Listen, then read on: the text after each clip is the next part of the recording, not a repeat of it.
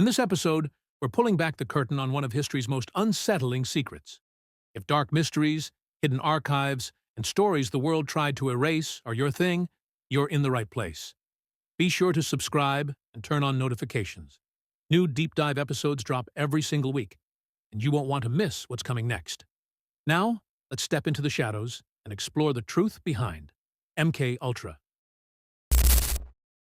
In the early years of the Cold War, as fear of communism spread across the United States, intelligence agencies became convinced of one terrifying idea: that the human mind could be controlled, that with the right chemicals, the right pressure, and the right techniques, a person's thoughts, memories, and identity could be erased or rewritten.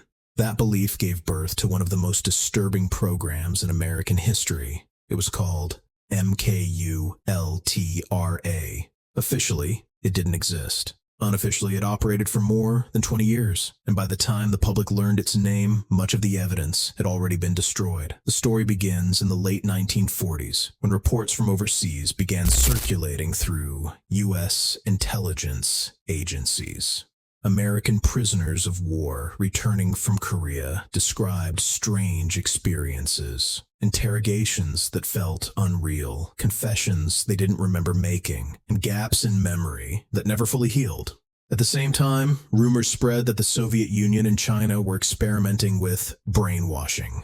The CIA panicked. If enemy nations could control minds, then traditional warfare no longer mattered. The battlefield would be the brain itself. So the agency authorized a classified research program to explore mind control, interrogation, psychological manipulation, and behavioral modification. It would be hidden behind layers of secrecy, fragmented into sub-projects, and disguised as legitimate medical research. In 1953, MKULTRA officially began. Under its umbrella were more than 150 sub-projects spread across universities, hospitals, prisons, and military facilities. Many of the researchers involved never knew they were working for the CIA. Funding was funneled through front organizations and fake foundations. Records were intentionally vague. Oversight was minimal. The central tool of the program was LSD. At the time, LSD was a relatively new substance, powerful, unpredictable, and poorly understood. CIA scientists believed it might unlock the mind, weaken resistance, or even allow interrogators to implant false memories or commands. So they began experimenting, not on volunteers, not on informed participants, but on unsuspecting human beings.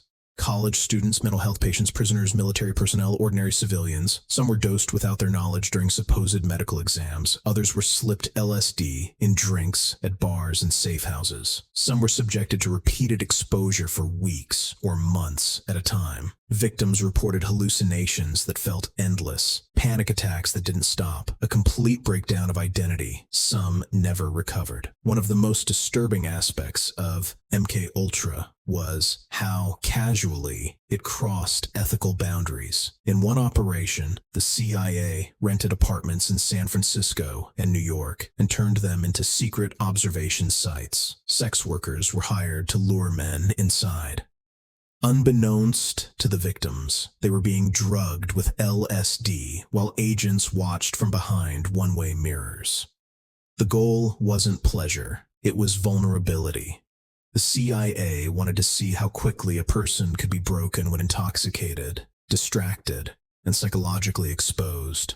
Meanwhile, other experiments grew darker. Subjects were subjected to sensory deprivation, placed in silent rooms, blindfolded, restrained, cut off from time and sound for hours or days. Others endured electroshock therapy at intensities far beyond accepted medical standards. Some were exposed to extreme isolation, verbal abuse, and psychological conditioning designed to fragment the personality. Doctors recorded reactions. They measured obedience. They noted compliance. But they didn't record the aftermath. One man did not survive. In November 1953, Frank Olson, a U.S. Army scientist working with biological weapons, attended a CIA retreat. Without his knowledge, he was dosed with LSD. In the days that followed, Olson became paranoid, disoriented, and deeply distressed. He told colleagues he felt like he was losing his mind. 9 days later, he fell from a hotel window in New York City. The CIA initially ruled it a suicide. His family was told nothing about the LSD, not until decades later. By the 1960s, MKULTRA had expanded beyond drugs. Hypnosis, psychological torture, behavioral conditioning. Even attempts to erase memories entirely were explored. The agency wanted a way to create programmed individuals, people who could carry out tasks without conscious awareness. But despite years of experimentation, the results were inconsistent. Minds proved harder to control than expected. LSD made people unpredictable, not obedient. Trauma didn't produce loyalty. It produced damage. Still, the program continued. The turning point came in the early 1970s, when public trust in government collapsed under the weight of Vietnam and Watergate.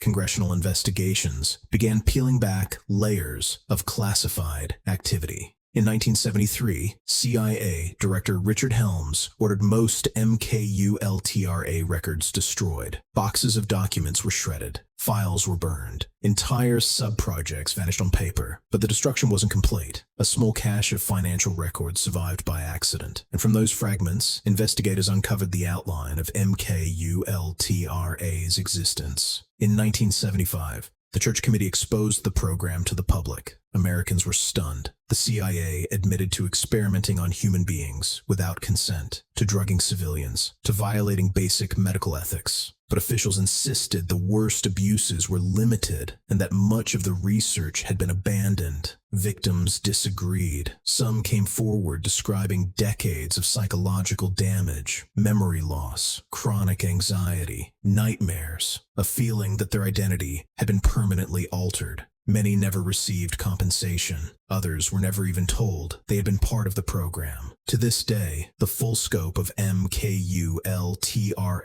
remains unknown. How many people were experimented on? How many were permanently harmed? How many records were destroyed before anyone could read them? Those answers burned with the documents. What makes MK Ultra so disturbing isn't just what the CIA did. It's how quietly it happened. These weren't rogue scientists or isolated criminals. This was an official program, funded by the US government, justified by fear, and protected by secrecy. It reveals how easily morality can be suspended when a nation believes survival is at stake. MKULTRA officially ended in the 1970s, but questions linger. Did all the research truly stop? Or did it simply move deeper into classification, where lessons learned, or merely hidden? Today, MKULTRA stands as one of the clearest warnings in modern history that the greatest threats to freedom don't always come from enemies abroad, but from decisions made in secret, justified by fear, and carried out without accountability. Because when a government decides the human mind is just another battlefield, there are no innocent bystanders. If you want more hidden history, forgotten programs, and real stories the world tried to erase, subscribe and stay tuned for weekly documentaries. And if you have a theory about how far MKULTRA really went, leave a comment below. Some experiments end, others never truly do. Thanks for watching. I appreciate you being here.